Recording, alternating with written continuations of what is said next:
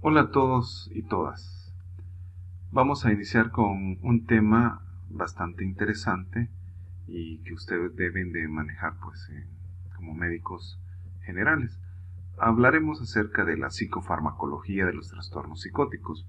Soy el doctor Henry Reyes y quiero darles la más cordial de las bienvenidas a mi clase. Espero que logre llenar las expectativas de todos y todas. Vamos a iniciar hablando un poco de historia, pues la locura nos ha acompañado a través de siempre. Y a través de la historia, pues sobre todo en la Edad Media, a las personas con un trastorno mental se les trataba como que estaban poseídos por algún tipo de espíritu diabólico, especialmente por parte de la Iglesia Católica, lamentablemente, que consideraban pues los síntomas como algo relacionado con la brujería y por lo tanto los tratamientos iban desde torturar a las personas, como haciéndoles diferentes agujeros en el cráneo, con la finalidad de liberar esas tensiones que los pacientes tenían, ¿verdad? Y que podían estar dentro de ellos, o si no, pues eran condenados a morir en la hoguera, ¿verdad? Así que hay mucha literatura acerca de esto, ¿verdad? No hace falta pues recordarles que en el siglo XIX en la Europa pues proliferaron los manicomios, que era pues una especie de cárceles en las cuales se torturaba a la gente de una forma disfrazada pues de curación, ¿verdad? Luego la historia también nos habla de otro tipo de tratamiento donde utilizaban el agua, tanto el agua helada como el agua caliente. Entonces a los pacientes los sometían, si ustedes pueden ver en esas tinas con contención mecánica, y los empapaban pues con aguas helada y con agua caliente, pues que era una manera de tratar y de relajarlos para que ellos se sintieran tranquilos y que fueran cambiando su forma de pensar. Otro de los tratamientos importantes que lo encontramos en la historia es el de la lobotomía prefrontal, que valga la aclaración, no, mejor dicho la aclaración, no, la información para todos ustedes, que llevó a uno de los grandes neurocirujanos portugueses de esa época, más o menos en la década de los años 40, a ganar el premio Nobel de medicina, ¿verdad? Con la lobotomía, ¿verdad? Prefrontal, la cual pues curaba supuestamente a los pacientes mentales. Así que en El Salvador pues no fue la excepción y se realizaban, o se realizaron mejor dicho, lobotomías prefrontales en el Hospital Nacional Rosales de pacientes que estaban ingresados en el hospital psiquiátrico. Y también ya en unos años antes quizás de que apareciera la lobotomía, aparecieron otro tipo de tratamiento como los shock insulínicos, que ustedes ya han escuchado acerca de esto, y también de los electroshocks, ¿verdad? Así que los electroshocks se siguen utilizando en este momento en el Hospital Nacional Psiquiátrico, en el Hospital del Seguro Social y también en algunas clínicas privadas, ¿verdad? Entonces, eso es parte de los tratamientos que han existido y que existen para tratar a los pacientes con psicosis.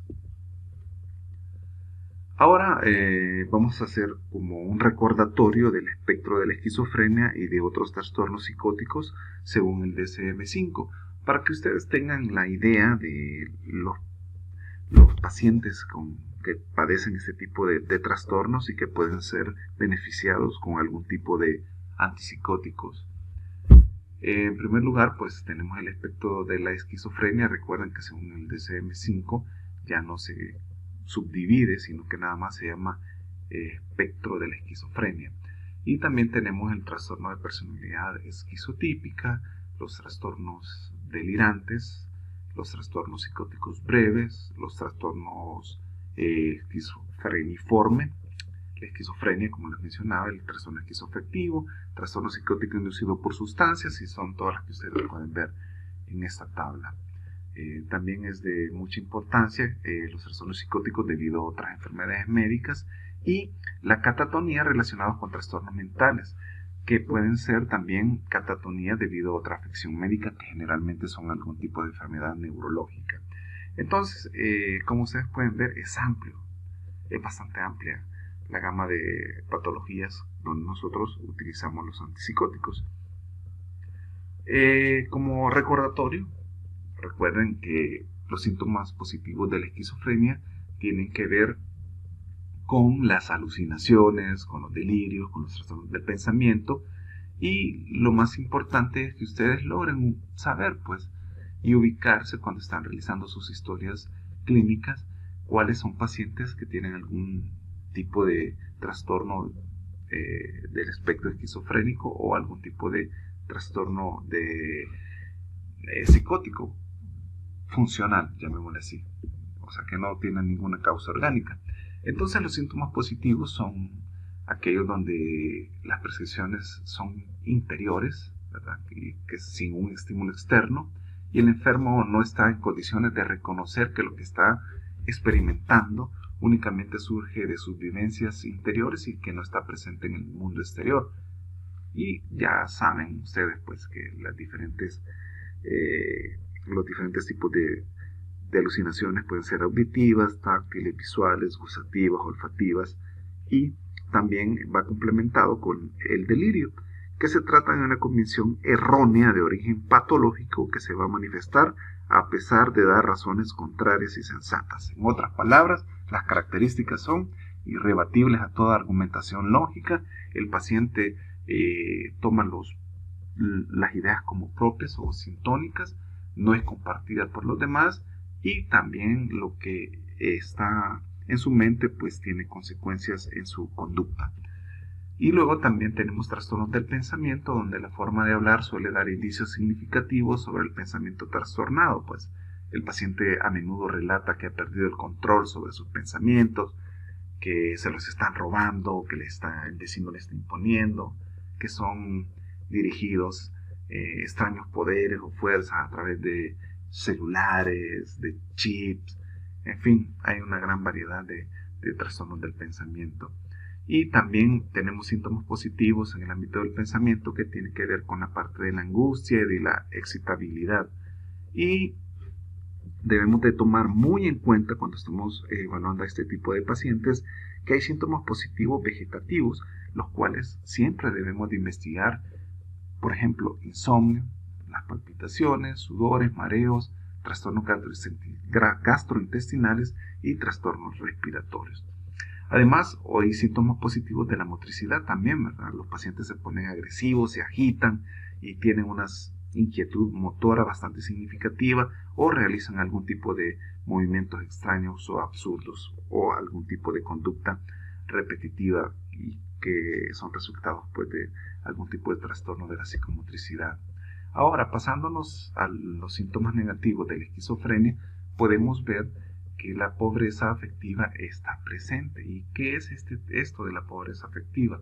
Por ejemplo, los pacientes presentan un empobrecimiento de las expresiones y de las emociones y sentimientos, que ellos lo van a manifestar como una expresión facial inmutable.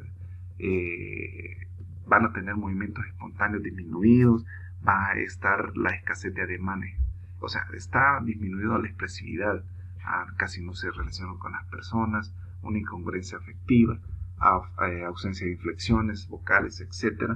Presentan alteraciones en la parte de la afectividad. Y luego tenemos también la alogia, que es un pobre pensamiento, abulia o apatía, que se va a manifestar como una falta de energía o de impulso. En otras palabras, no tienen voluntad. También tienen una anedonia o insociabilidad, que se va a manifestar pues en una dificultad para experimentar interés o placer por las cosas que antes les gustaban. Ustedes ya manejan muy bien este tipo de términos. Y también tendrán dificultades cognitivas, que generalmente se van a manifestar con problemas de atención y concentración y que pueden ocurrir en medio de una actividad o algún tipo de conversación. Ahora vamos a hablar, ya vamos a entrar en materia Vamos a hablar de psicofármacos. Como sabemos, pues la era moderna de la terapéutica en psiquiatría comenzó con la introducción de medicamentos psicotrópicos eficaces en esta década del 50, y aquí fue cuando se comenzó a hablar de la clorpromacina y de los antidepresivos tricíclicos, seguidos por las benzodiazepinas en la década de los 60, y luego el carbonato de litio en 1970. Deben de saber que las enfermedades mentales eran realmente un problema de salud pública bastante significativo. Imagínense cuántas personas andaban en la calle por todo el mundo, pues, sin un tratamiento adecuado, ya que no se contaba con ningún psicofármaco que le ayudara, pues, al tratamiento o a la medicación adecuada para estas personas, pues. De hecho, pues era un problema, como les decía, de salud pública. Y el primer antipsicótico que apareció fue la clorpromacina. Fue introducida en 1952 por unos psiquiatras franceses, y ellos, después de que le habían reconocido los potentes efectos que tenía como calmantes en pacientes psicóticos agitados. Pero además de calmar a los pacientes agitados, al parecer, pues esta nueva droga que ellos habían descubierto reducía las alucinaciones llenas de terror y los delirios perturbadores que tenían los pacientes. Así que desde entonces se ha desarrollado muchos antipsicóticos, y si bien no son curativos, pero pueden producir una impresionante mejoría que es posible mantener por años o decenios, ¿verdad? O sea, deben de saber que este tipo de fármacos, pues, aún se siguen utilizando. Pues. Cuando ustedes sean médicos internos, van a ver que se utiliza la clorpromacina tanto vía oral como vía parenteral, ¿verdad? Entonces, desde entonces, como les decía, se han venido desarrollando una variedad de antipsicóticos, a los cuales vamos a llamar antipsicóticos típicos y antipsicóticos atípicos, y vamos a ir viendo por qué se les llama de esa manera. Vamos a hablar acerca del primer grupo de los antipsicóticos comunes, o llamados también antipsicóticos típicos, y ahí vamos a tener diferentes familias. En primer lugar, vamos a hablar acerca de las fenotiacinas de carácter alifático, donde está incluida la clorpromacina, que es un fármaco altamente sedativo que también nos va a producir hipotensión ortostática y nos va a dar efectos anticolinérgicos moderados. Entonces ustedes en este cuadrito pueden ir viendo los medicamentos que se utilizan. Por ejemplo, la clorpromacina se utiliza, el decanato de flufenacina, que es un antipsicótico de depósito también, y la otra que se utiliza en nuestro país es de la familia de las butirofenonas, que es el haloperidol, que vamos a ir viendo los efectos que da, ¿verdad?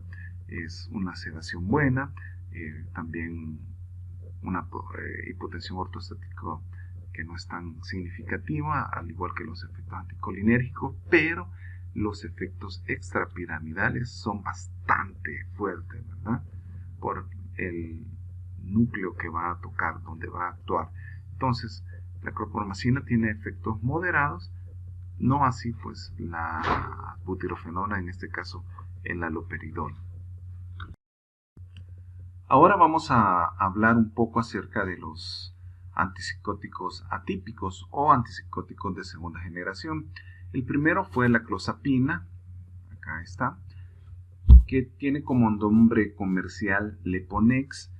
Luego surgió la olanzapina, que el nombre comercial es Ciprexa, la quetiapina, que también está en la lista, su nombre comercial es Seroquel, risperidona, su nombre comercial es Risperdal, ciprasidona, su nombre comercial es Geodon, y también tenemos en el país aripiprazol, su nombre comercial es Pripax.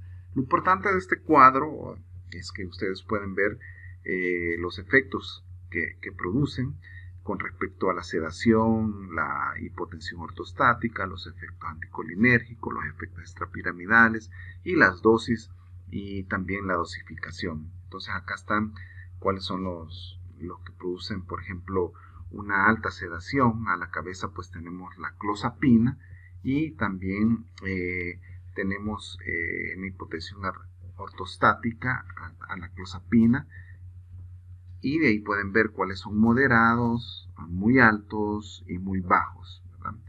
Así que deben de conocerlos ustedes, ¿verdad? Porque al estudiar pues los antipsicóticos que se usan en el espectro de la esquizofrenia y otros trastornos psicóticos, pero también se les prescriben a pacientes con trastornos del estado de ánimo, con síntomas psicóticos, y también a pacientes cuya psicosis es inducida por causas médicas o por algún tipo de sustancia psicoactiva. Los antipsicóticos se usan a menudo para controlar aquella conducta agresiva en los pacientes con algún grado de discapacidad intelectual, también en el espectro autista, pacientes con trastornos de personalidad límite, pacientes con delirium u otro trastorno neurocognitivo, y también se prescribe a pacientes con trastornos de Guillain-Barré para reducir la frecuencia y la gravedad de los tics vocales y motores. Y algo de las cosas bien raras, por ejemplo, de los antipsicóticos típicos como el haloperidol, que va a actuar en los neurotransmisores D2, donde está alterado pues en los pacientes que tienen Parkinson, se utiliza en los pacientes con corea, imagínense, para disminuir los movimientos. Caso contrario que en los pacientes que no tienen Parkinson, les da el temblor, ¿verdad? Así que al estudiar las indicaciones de los antipsicóticos, hay un hecho que destaca sobre todos los demás, y es que con la denominación de antipsicóticos se engloban un montón de compuestos que han sido muy recientemente comercializados, y junto con otros que ya llevan pues en el mercado más de 50 años, ¿verdad? Obviamente esto hace que estemos hablando de fármacos que han sido bien estudiados y registrados con criterios bastante diferentes, ¿verdad? Lo que justifica pues un amplio abanico de indicaciones terapéuticas. Los antipsicóticos, como les mencionaba anteriormente, pues se deben de usar en pacientes con esquizofrenia o algún tipo de alteraciones de las cuales ya les hablé. Veamos ahora el mecanismo de acción, que es bastante importante, pues la potencia de los antipsicóticos ordinarios o típicos se correlacionan de cerca con su afinidad por el receptor 2 de dopamina, o sea, por el D2, ahí podemos ver en la gráfica, la cual bloquea el efecto de la dopamina endógena en ese sitio, y el perfil farmacológico de los antipsicóticos típicos difiere, que son agonistas más débiles del receptor D2, difiere con los antipsicóticos de segunda generación, mejor dicho, con los atípicos, y que los antipsicóticos típicos son potentes agonistas del receptor de la serotonina, ¿verdad? Entonces es muy importante, si oyen ahí que está ladrando, pues es mi queridísimo perrito Nacho, que eso me está acompañando a la hora de la grabación de esta clase.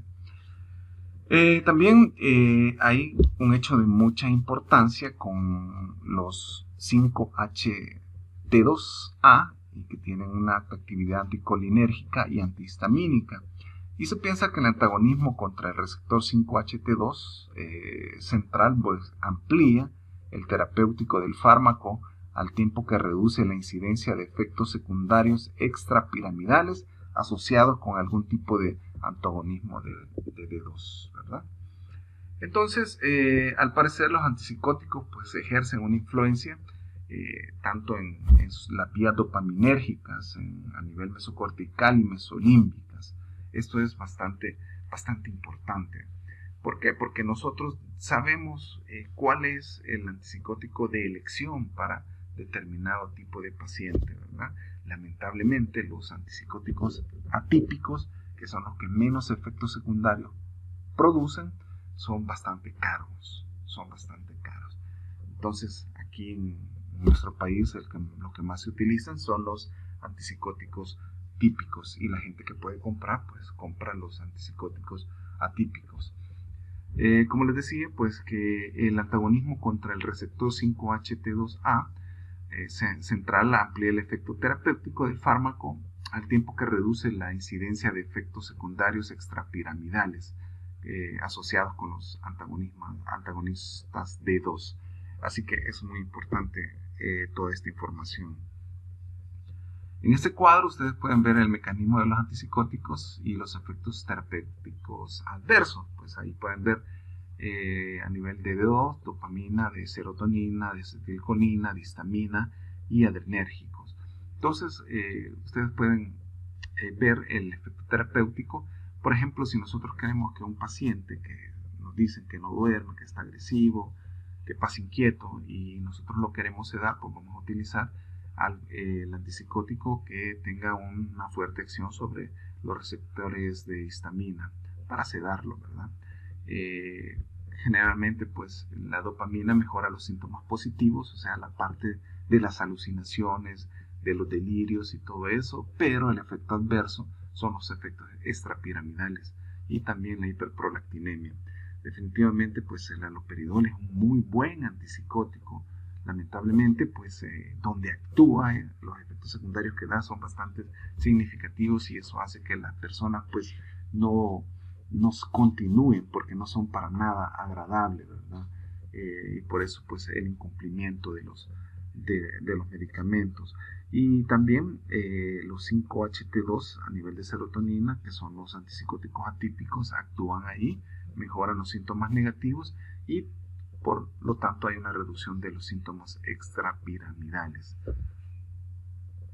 Siempre hablando de los antipsicóticos, un poco de la farmacodinámica, y ahí pueden ver lo que yo les decía, los convencionales o típicos, donde los más significativos a la cabeza, pues el haloperidol, la clorpromacina, que son los que nosotros tenemos en el país, y dentro de los atípicos tenemos la risperidona, que es el risperdal, olanzapina, ciprexa, quetiapina, que es seroquel, ciprasidona, geodon, aripiprazol, que es pripax, y el eponexo clozapina, que uno lo deja como último escoge para aquellos pacientes con una resistencia al tratamiento.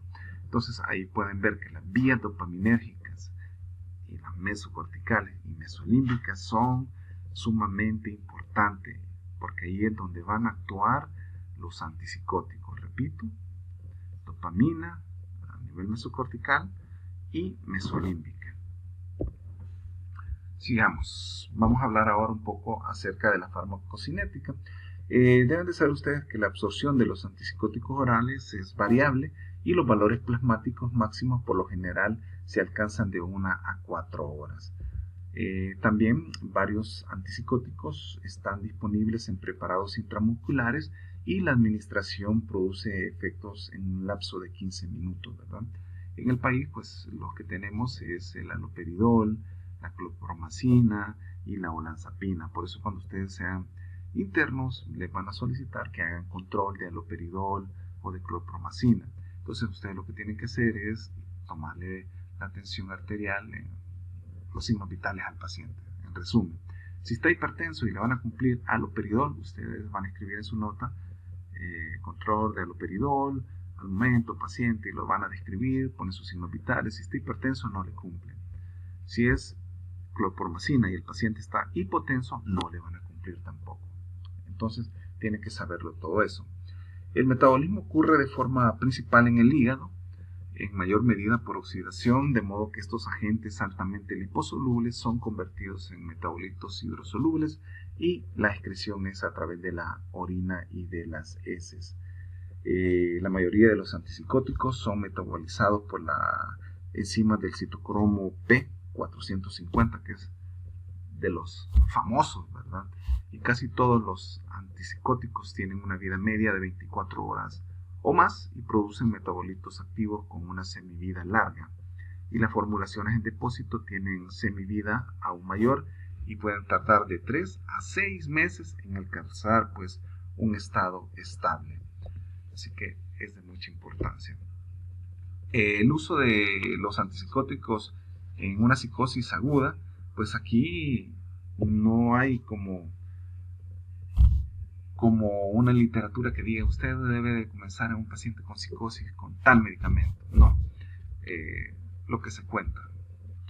Aquí en el país, por ejemplo, a la cabeza, pues si hay haloperidol, ¿verdad? Entonces se pueden iniciar vía oral de 5 a 10 miligramos al día, vía oral, óiganlo bien, la risperidona de 4 a 6 miligramos vía oral y la quetiapina de 150 a 80 miligramos por vía oral. Debemos también tener en cuenta la indicación o por qué se lo estamos dando al paciente, por qué se lo estamos indicando. Y tenemos el esquema de sedación, que generalmente es un antipsicótico de alta potencia, que puede ser el haloperidol, la clorpromacina, y si la familia pues tiene los medios, se puede utilizar también la olanzapina o ciprexa, que está en preparado intramuscular. Si el paciente está bastante agitado, podemos utilizar un antipsicótico de alta potencia más una benzodiazepina, y puede ser la combinación entre el haloperidol más, por ejemplo, midazolam. Se le pone entonces 5 miligramos de haloperidol más 7.5 midazolam cada 30 minutos, número 3, y ahí se puede repetir cada hora, número 2, depende, ¿verdad? Cada vez se va evaluando al paciente para ver cómo va reaccionando, y así nos vamos adecuando nosotros a los diferentes esquemas de sedación. Vamos a hablar un poco acerca del tratamiento de sostén, que es sumamente importante, pues el objetivo es el control sostenido de los síntomas psicóticos y la reducción del riesgo de recaídas. ¿Cuál es la causa principal de recaídas de los pacientes psicóticos o con trastornos mentales? La falta de apego al tratamiento. Así que eso siempre ténganlo, ¿verdad? La prevención de la recaída es la más importante que el riesgo de los efectos secundarios, porque la mayoría de estos son reversibles, pero las consecuencias de la recaída pueden ser irreversibles. Recuerden que siempre que hay una recaída, pues hay un deterioro cognitivo. Por eso es importante la psicoeducación. Por eso nosotros hemos insistido que en Psiquiatría 2 lo que nos importa es el tratamiento de los pacientes desde un punto de vista psicofarmacológico y también desde la parte de la psicoeducación. Por eso ustedes tienen ahí toda la literatura para poderla presentar en las diferentes historias clínicas que realizan cuando tenemos las discusiones, ¿verdad? Continuemos entonces. Se recomienda que al menos de 1 o 2 años de tratamiento después del episodio inicial, debido al riesgo de recaídas y la posibilidad del deterioro social por ulteriores recaídas. O sea, que por lo menos el paciente debe estar en control de 1 a 2 años, ¿verdad? Hay pacientes que van a necesitar su medicamento pues toda la vida, toda la vida, ¿verdad? Así que es recomendable esto, ¿verdad? Están indicados al menos 5 años de tratamiento para los pacientes con episodios múltiples. Eso es de ley, y se recomienda el tratamiento crónico o continuo para pacientes que representan un peligro para ellos mismos y para otras personas. Recordemos que también los pacientes pueden hacerse daño a ellos y también a sus familiares, a los vecinos. Entonces ahí se recomienda pues un tratamiento de por vida. Seguimos con los efectos adversos. Tenemos que tener mucho cuidado, y todos sabemos que los antipsicóticos pues actúan a nivel de dopamina. También tenemos afectado el sistema noradrenérgico, efectos colinérgicos, también tocan en los núcleos de histamina. Así que depende cuál sea el antipsicótico que estamos usando, así van a ser los efectos secundarios que vamos a tener. Debido a que los antipsicóticos, por ejemplo, de segunda generación o atípicos, tocan o bloquean los receptores 5-HT2A, tienen menor probabilidad de inducir síntomas extrapiramidales, que son los antipsicóticos típicos, los que generalmente los dan de una manera bastante fuerte. Además, por ahí pueden ustedes ver en su lectura obligatoria la literatura que les hemos subido, y ahí están los cuadros que yo les he presentado para que ustedes los estudien. Los antipsicóticos deben vigilarse con regularidad en busca, por ejemplo, de discinesia tardía, que es un trastorno que consiste en movimientos así anómalos de tipo involuntario, que por lo común los podemos ver en la boca y en la lengua, aunque pueden ser afectadas otras partes del cuerpo como tronco y extremidades. Se piensa que la discinesia tardía, cuando los receptores de dopamina posinápticos desarrollan hipersensibilidad a la dopamina después del bloqueo prolongado de los receptores por antipsicóticos, ahí es donde se presenta, ¿verdad? Y lo podemos ver en pacientes que están ingresados en los pabellones de crónico, ¿verdad? Andan haciendo movimientos con la boca como que tuvieran un dulce. Y los antipsicóticos de segunda generación tienen mucha menor probabilidad de inducir discinesia tardía, ¿verdad? Aunque los pacientes que lo reciben también deben vigilarse, ¿verdad? Los movimientos de la discinesia tardía suelen ser leves y tolerables, pero algunos pacientes con discinesia tardía sufren de una forma más maligna del trastorno, que puede ser discapacitados por completo. Por ejemplo, se les dificulta comer, pues, por ejemplo, a los pacientes ancianitos que ustedes ven en los pabellones de crónicos. Luego, también los antipsicóticos nos pueden dar un pseudoparkinsonismo, y este efecto secundario suele tardar 3 o más semanas en producirse. Los pacientes presentan síntomas típicos de la enfermedad de Parkinson, como temblor, rigidez y también hipocinesia, ¿verdad? Así que tenemos que tener muy en cuenta, ¿verdad?, que tocan el neurotransmisor de la dopamina, ¿verdad? Y ahí aparece también la acaticia. La acaticia es la necesidad imperiosa de estar en movimiento, ¿verdad? Es como el síntoma más común de los síntomas extrapiramidales. Así que ustedes, cuando vayan a los pabellones generalmente de UDO, ven que los pacientes andan caminando de un lado a otro, y no es porque les guste andar caminando, sino que es por esa inquietud que ellos están experimentando, ¿verdad? Esa es una sensación subjetiva de ansiedad y tensión, así como de movimientos inquietos y agitación hacia objetivos, ¿verdad? Los pacientes suelen sentirse como obligados a estar caminando, moverse en su silla, golpear con los pies. Así que el tratamiento tanto para el pseudoparkinsonismo como para la acaticia, por lo que en general consiste en que vamos a reducir la dosis del antipsicótico siempre que sea posible, ¿verdad? O también podemos añadir un antiparkinsoniano en el esquema de medicamentos, ¿verdad?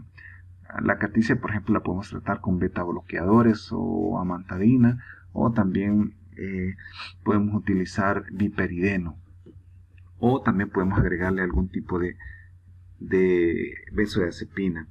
Y también otro de los efectos adversos que son bastante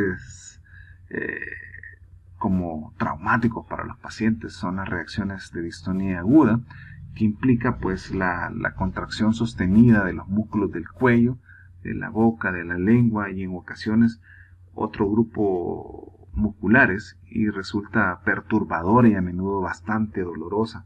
Entonces generalmente se presenta durante los primeros 4 días posterior a iniciar con los antipsicóticos. Es más común en personas jóvenes, en usuarios de cocaína y en los que son tratados con inyecciones intramusculares de antipsicóticos de depósito, como por ejemplo el decanoato de flufenacina. Pocas veces pues es necesaria una dosis de sostén de un antiparkinsoniano después que la distonía aguda se resuelve, ¿verdad? Ustedes van a ver cuando sean internos que llegan los pacientes con distonía aguda y se les inyecta pues una benzodiazepina o también difenhidramina, ¿verdad? Aunque la benzotropina intramuscular es como la indicada, pero en el país no existe, ¿verdad? Pero sí tenemos también el aquinetón intramuscular. Ahora vamos a hablar de otra de las reacciones importantes. Bueno, ahí tienen ustedes una imagen de un paciente con una distonía aguda, el cuello pues totalmente contracturado, ¿verdad? Siempre es con los efectos adversos. Vamos a hablar de la hipotensión ortostática. Esta está mediada por el bloqueo adrenérgico alfa, y este efecto secundario es causado con mayor frecuencia por los compuestos de baja potencia, como por ejemplo la clorpromazina. Por eso les mencionaba hace unos minutos que cuando sean internos les van a pedir controles de clorpromacina, y si los pacientes están hipotensos, entonces no le van a cumplir el esquema de sedación.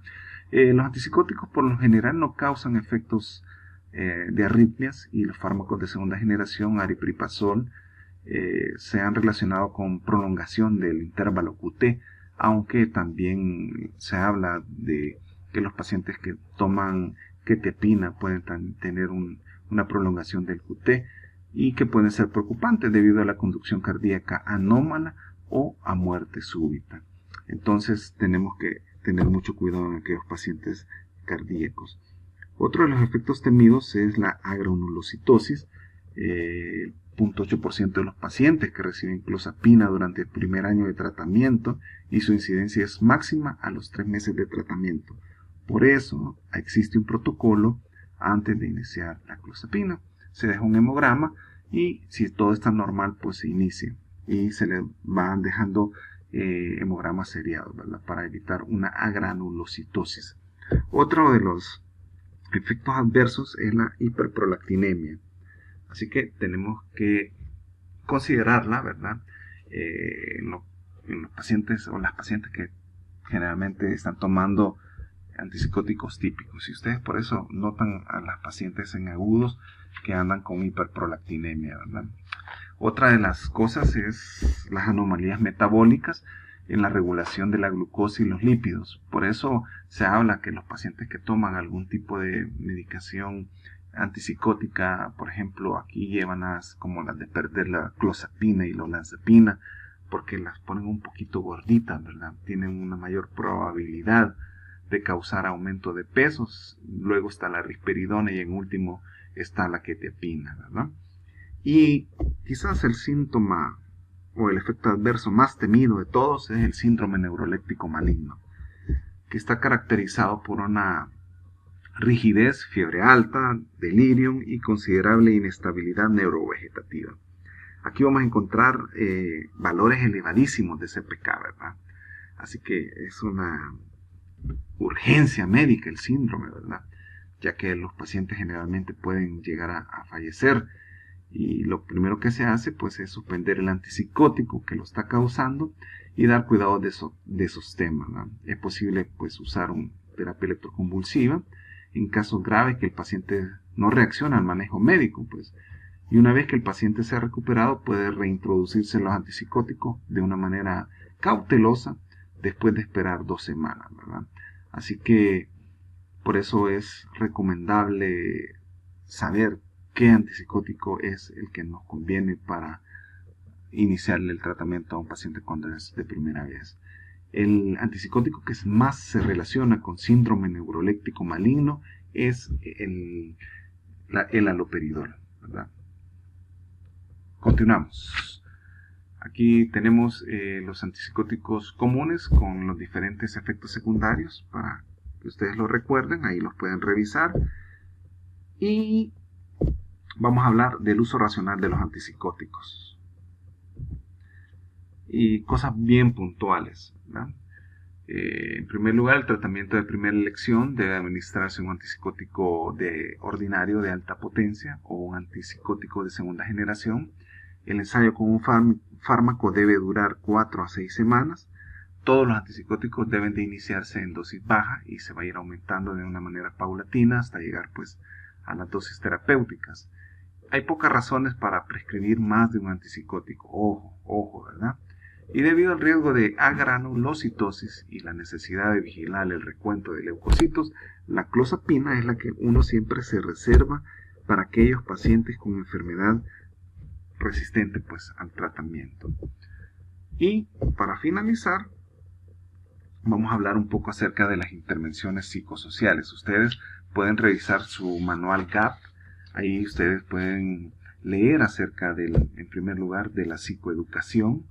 Los mensajes para las personas con psicosis son sumamente importantes, ¿verdad? La capacidad de recuperación de las personas, la importancia de las actividades sociales, educativas y ocupacionales usuales. En la medida de lo posible hay que hablarles a ellos, y también hablarles de la importancia de tomar los medicamentos con regularidad, ¿verdad? y la importancia de permanecer saludables, por ejemplo, una dieta saludable, permanecer físicamente activo, mantener una higiene personal adecuada, ¿verdad? Entonces, ustedes como futuros médicos en año social, cuando tengan la oportunidad de estar trabajando, tienen que hacer psicoeducación. Por eso es importante que ustedes revisen el documento GAP que nosotros les hemos subido. No nos interesa que estén copiando y pegando lo que encuentran en este manual con respecto a las historias clínicas que nos están presentando en las discusiones, sino que ustedes planteen un tratamiento de intervención psicosocial de acuerdo al paciente que ustedes están evaluando o ustedes han evaluado. Así que también se tiene que trabajar con los familiares, ¿verdad? Hablándoles. Hay que decirle la importancia del apego al medicamento. Las personas muchas veces lo discriminan. Luego hay que facilitar la rehabilitación en la comunidad, ¿verdad? Hay que involucrar activamente a las personas con psicosis, a sus cuidadores también, ¿verdad? En el diseño, en la implementación y en la evaluación de estas intervenciones. O sea, hay que trabajar bastante con ellos, ¿verdad? Porque imagínense, en la comunidad hay mucha discriminación y estigmatización para estos pacientes psiquiátricos, y hay que hablarles también de la importancia del seguimiento, ¿verdad? La persona con psicosis requiere de constante seguimiento, ¿verdad? Así que ahí está el manual GAP para que ustedes puedan leer la parte de las intervenciones psicosociales. Muchas gracias. Recordarles que el 30 de este mes vamos a realizar pues el primer examen parcial de Psiquiatría 2. Les invito a que ingresen a el aula virtual. Es obligatorio que ustedes estén descargando los materiales, de ahí se los vamos a evaluar. Esperamos que sean responsables como lo han estado siendo hasta estos días, ¿verdad? Así que muchas gracias y seguimos en contacto.